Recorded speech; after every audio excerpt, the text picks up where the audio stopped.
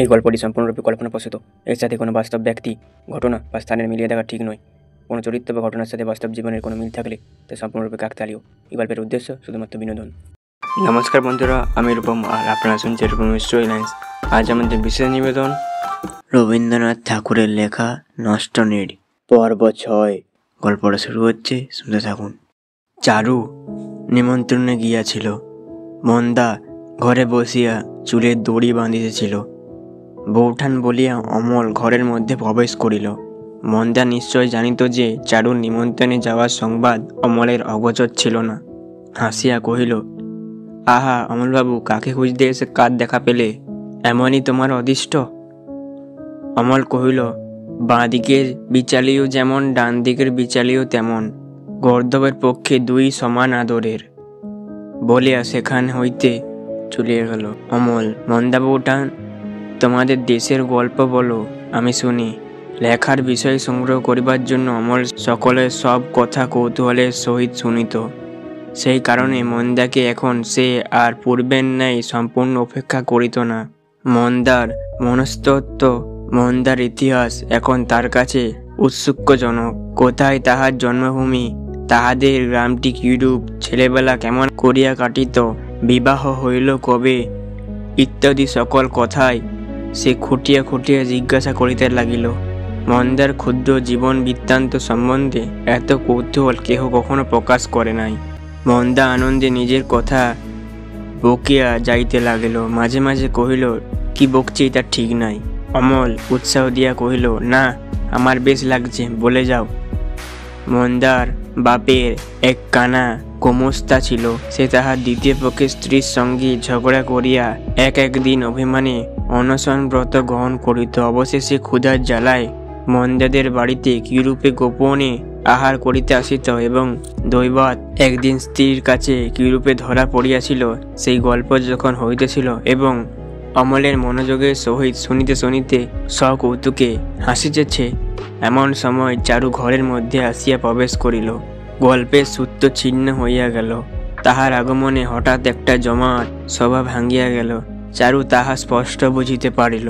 অমল জিজ্ঞাসা করিল, বৌঠান, এত সকাল সকাল ফিরে এলে যে? চারু কহিল, তাই তো দেখছি, বেশি সকাল সকালই ফিরেছি, বলিয়া চলিয়া যাইবার উপক্রম করিল। অমল কহিল, ভালোই করেছ, বাঁচিয়েছ আমাকে। আমি ভাবছিলুম কখন না জানি ফিরবে। মনর্থ দত্তের সন্ধ্যার পাখি বলে নতুন বইটা তোমাকে পড়ে শোনাবা বলে এনেছি। চারু, এখন থাক, আমার কাজ আছে। অমল, কাজ থাকে তো আমাকে হুকুম করো, আমি করে দিচ্ছি। চারু জানিত অমল আজ বই কিনিয়া আনিয়া তাহাকে শুনাইতে আসিবে। চারু ঈর্ষা জন্মাইবার জন্য অনর্থর লেখা প্রচুর প্রশংসা করিবে এবং অমল সেই বইটাকে বিকৃত করিয়া পড়িয়া বিদ্রুপ করিতে থাকবে, এই সকল কল্পনা করিয়াই অধৈর্য বসিত সে অকালে নিমন্ত্রণ গ্রহের সমস্ত অনুনয় বিনয় লঙ্ঘন করিয়া অসুখের ছুতায় গৃহে চলিয়া আসিতেছে। এখন বারবার মনে করিতেছে, সেখানে ভালোই ছিলাম, চলিয়া আসিয়া অন্যায় হইয়াছে। মন্দাও তো কম বেহায়া নয়, একলা আমাদের সহিত এক ঘরে বসিয়া দাঁত বাহির করিয়া হাসিতেছে, লোকে দেখিলে কি বলিবে? কিন্তু মন্দার একথা লইয়া ভর্ৎসনা করা চারুর পক্ষে বড় কঠিন, কারণ মন্দা যদি তাহারই দৃষ্টান্তের উল্লেখ করিয়া জবাব দেয়, কিন্তু সে হইল এক আর এ হইল এক। সে অমলকে রচনায় উৎসাহ দেয়, অমলের সঙ্গে সাহিত্য সমালোচনা করে, কিন্তু মন্দা সে তো উদ্দেশ্য আদবেই নয়। মন্দা নিঃসন্দেহেই সরল যুবককে মুগ্ধ করিবার জন্য জাল বিস্তার করিতেছে। এই ভয়ঙ্কর বিপদ হইতে বেচারা অমলকে রক্ষা করা তারই কর্তব্য। অমলকে এই মায়াবিনীর মতলব কেমন করিয়া বুঝাইবে? বুঝাইলে তাহার প্রলোভনের নিবৃত্তি না হইয়া যদি উল্টো হয়? বেচারা দাদা, তিনি তাহার স্বামীর কাগজ লইয়া দিনরাত খাটিয়া মরিতেছেন, আর মন্দা কিনা কোনটিতে বসিয়া অমলকে ভুলাইবার জন্য আয়োজন করিতেছে। দাদা বেশ নিশ্চিন্ত আছেন, মন্দার উপরে তার অগাধ বিশ্বাস। এই সকল ব্যাপার চারু কি করিয়া সচক্ষে দেখিয়া স্থির থাকিবে? ভারী অন্যায়। কিন্তু আগে অমল বেশ ছিল। যেদিন হইতে লিখিতে আরম্ভ করিয়া নাম করিয়াছে, সেই দিন হইতে যত অনর্থ দেখা যাইতেছে। চারুই তো তাহার লেখার গোড়া। কুক্ষণে সে অমলকে রচনায় উৎসাহ দিয়েছিল। এখন কি আর অমলের পরে তাহার পূর্বের মতো জের খাটিবে? এখন অমল 5 জনের আদরে স্বাদ পাইতেছে, অতএব একজনকে বাদ দিলে তাহার আসে যায় না। চারু স্পষ্টই বুঝিল, তাহার হাত হইতে গিয়া 5 জনের হাতে পড়িয়া অমলের সম্মুখ বিপদ। চারুকে অমল এখন নিজের ঠিক সমকক্ষ বলিয়া জানে না। চারুকে সে ছাড়াইয়া গেছে। এখন সে লেখক, চারু পাঠক। ইহার প্রতিকার করিতেই হইবে। আহা সরল অমল, মায়াবিনী মন্দা বেচারা দাদা। সেদিন আষাঢ়ের নবীন মেঘে আকাশ আচ্ছন্ন, ঘরের মধ্যে অন্ধকার ঘনীভূত হইয়াছে। চারু তাহার খোলা জানালার কাছে একান্ত ঝুঁকিয়া পড়িয়া কি একটা লিখিতেছে। অমল কখন নিঃশব্দে পশ্চাতে আসিয়া দাঁড়াইল, তাহা সে জানিতে পারিল না। বাদলা স্নিগ্ধ আলোকে চারু লিখিয়া গেল। অমল পড়িতে লাগিল। পাশে অমলের 2-1টা ছাপানো লেখা খোলা পড়িয়া আছে। চারুর কাছে সেগুলোই রচনার একমাত্র আদর্শ। তবে যে বলো, তুমি লিখতে পারো না? হঠাৎ অমলের কণ্ঠ শুনিয়া চারু অত্যন্ত চমকিয়া উঠিল। তাড়াতাড়ি খাতা লুকাইয়া ফেলিল। কহিল, তোমার ভারী অন্যায়। অমল, কি অন্যায় করেছি? চারু, লুকিয়ে লুকিয়ে দেখছিলে কেন?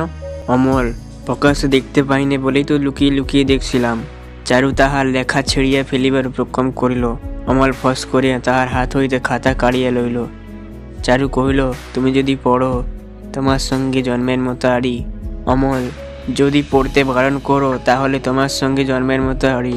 চারু, আমার মাথা খাও ঠাকুরপো, পড়ো না।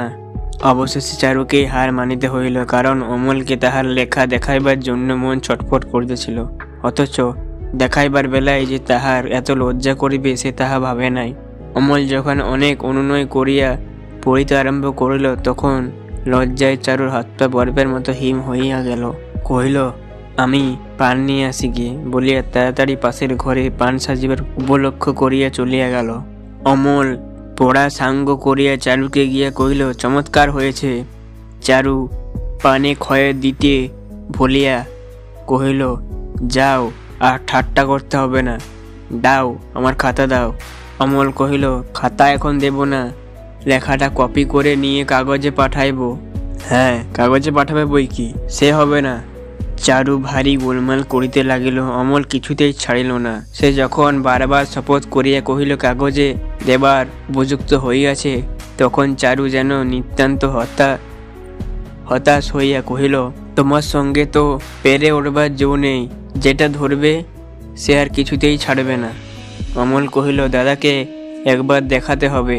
শুনিয়া চারু পান সাজা ফেলিয়া আসন হইতে বেগে উঠিয়া পড়িল। খাতা কাড়িবার চেষ্টা করিয়া কহিল, না, তাকে শোনাতে পাবে না। তাকে যদি আমার লেখার কথা বলো তাহলে আমি আর এক অক্ষর লিখব না। অমল, বৌঠান, তুমি ভারী ভুল বুঝছো। দাদা মুখে যাই বলুন, তোমার লেখা দেখলে খুব খুশি হবেন।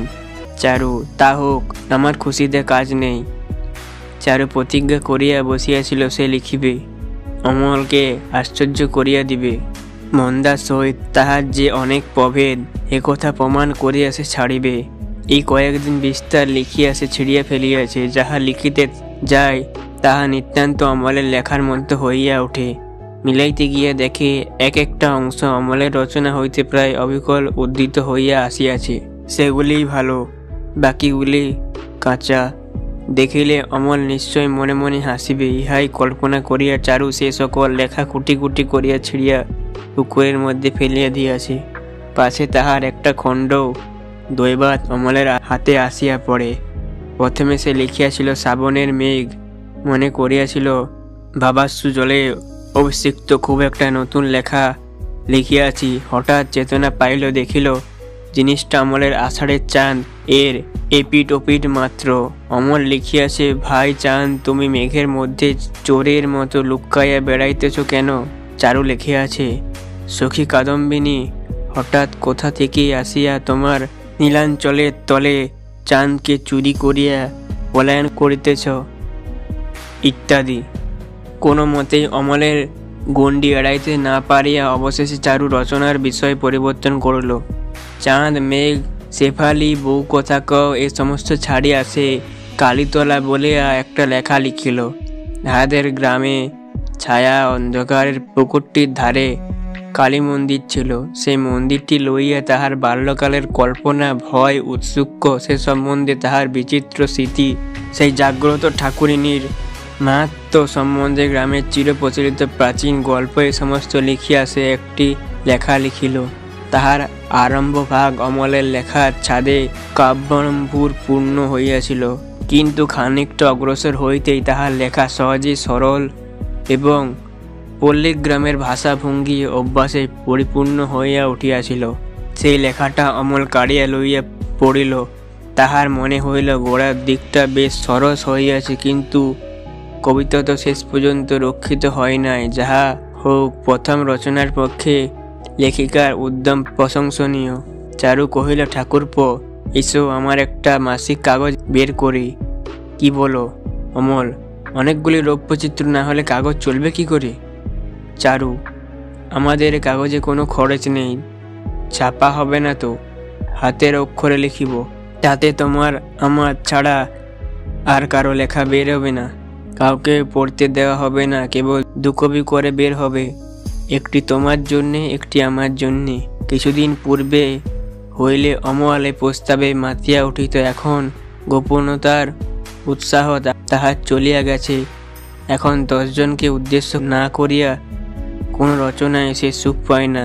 তবু সাবেক কালের ঠক বোঝাই রাখিবার জন্য উৎসাহ প্রকাশ করিল সে বেশ মজা হবে।